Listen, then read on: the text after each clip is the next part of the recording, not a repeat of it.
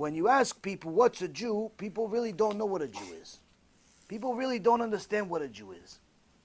They think a Jew is maybe somebody that wears a certain type of clothes, or maybe a certain person that eats certain types of food, or maybe a certain person that knows certain languages. But that's actually not what makes a Jew.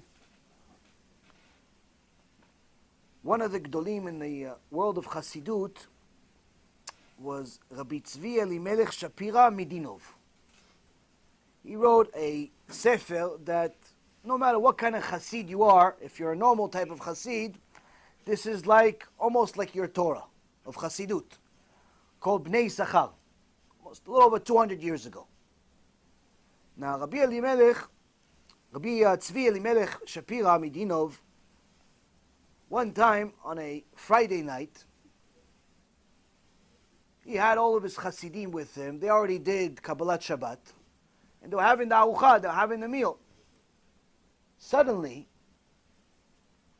some messy, disaster-looking, drunk, smelly villager walks into the Bet Midrash. Some of the Hasidim figured he got the wrong address. But the Rebbe sees him, leaves all of his Hasidim, stands up, runs towards him in the front, and hugs him. Come, sit. In those days, Hasidim, they have big kavod for their Rebbes. Big kavod for their Rebbes. Still today. See, this guy is bringing him, this smelly, drunk-looking guy. Everybody automatically has some thoughts. Maybe this guy's Eliyahu Navi. Eliyahu Navi, it's known that Eliyahu Navi, when he comes to this world, and he doesn't come as Eliyahu Navi with the wings and everything. He comes sometimes as a homeless person. He comes sometimes as some soldier. All types of stories we heard in the Torah. So people are saying, definitely it's Eliyahu Navi. But then they see the Rebbe taking him and he's sitting him right next to him. Right next to him. And he gives him half of his food. And he's protecting him. No one's talking to him. And he's talking to him. And he's taking care of him. And he's feeding him, and this guy's getting kavod. He's like, no, maybe this guy's Malach. This is Michael himself. Malach Michael, this is Malach of Am Yisrael.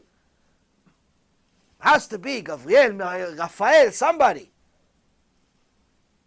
The whole Shabbat, he's right next to him.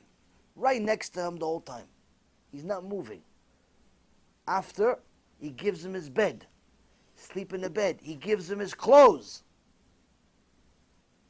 This villager is wearing the Rebbe's clothes now. Everyone's baffled. One guy figured, you know what? Maybe he's not Eliyahu Navi, maybe he's not Malach, but for sure he's one of the hidden tzaddikim of the generation. Has to be. After Shabbat is over, he comes to the Rebbe. He says, Kvod Rav, I just wanted to thank you for showing us the big secret that was right in front of us, sitting among us. One of the biggest hidden tzaddikim of the generation. Thank you, Kvod Rav, for showing them to us. Rav Tzvi Elimelech starts smiling and giggling. He says, no, let me tell you a story.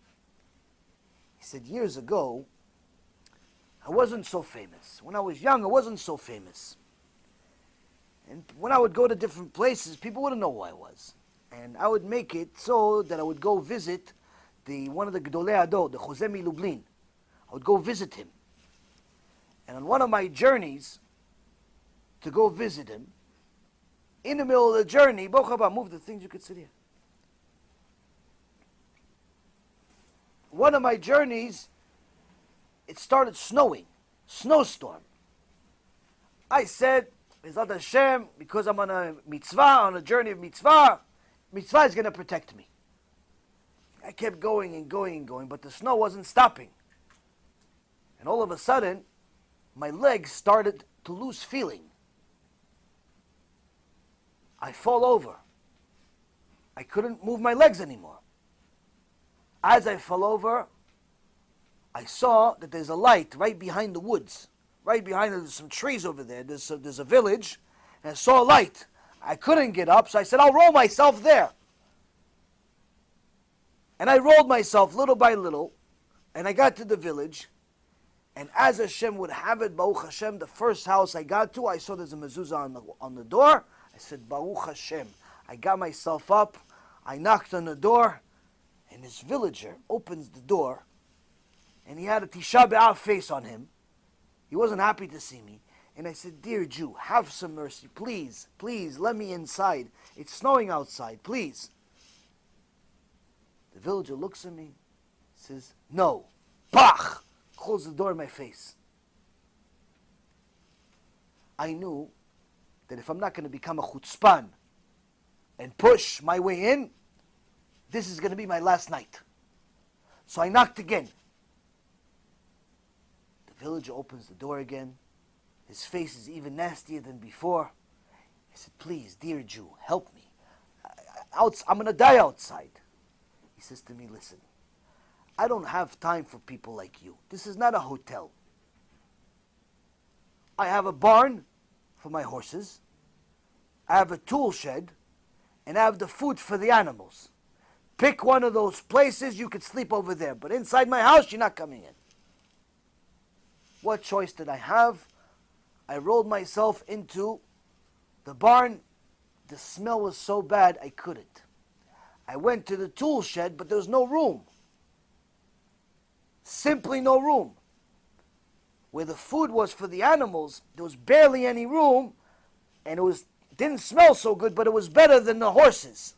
So I said, what's my choices? I'll go over there. And I spent the night over there, but it was so cold, I could not sleep the whole night. For a second, I was freezing. And I saw to myself, what am I going to do? I'm cold, I can't sleep. You know what? Let's learn Torah. Let's learn Torah, that's what we're going to do. So I started crying to HaKadosh Baruch Hu, and then I started learning Torah.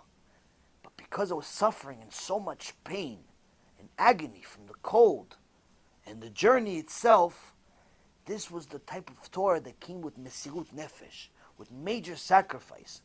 There's a Torah that you learn while you're drinking a nice cup of coffee, nice tea with some popcorn on the side, maybe a cookie, maybe a steak for some people.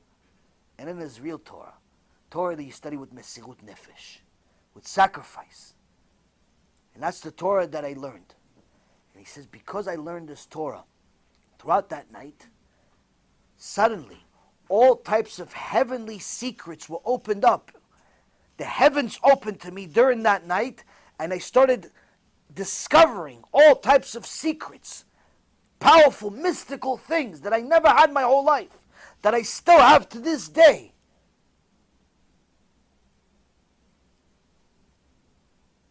So the Chassid says to the Rebbe, he goes, Rebbe, so what does it have to do with this drunk that came here? He says, he was my host. Because Kvod Rabbi, you should have told us he's a host. We would have taken care of this guy. A couple of big Hasidim that had a couple of children would take. He goes, no, chas v'shalom. I owe him a big gratitude to this guy. What gratitude? He let you almost die outside. He goes, no. Only because of him that was I able to raise my neshama to such a high level and learn pure Torah with Mesirut Nefesh. Or else I would have never received those secrets from Shamayim. I owe him a great gratitude for doing what he did. That is the difference between a Jewish story and a non-Jewish story. A Jewish story, you learn, what could I learn from that story? The Jew will always say, okay, Holocaust, what could I learn from there? This terrible situation that happened to the Rebbe over here, what could he learn from there? All types of stories, what could I learn from it in order to apply it to my life? Non-Jewish stories, what's in it for me? How much money can this story make me? What can I sell it for? Can I write a book about the story and sell it on Art Scroll maybe?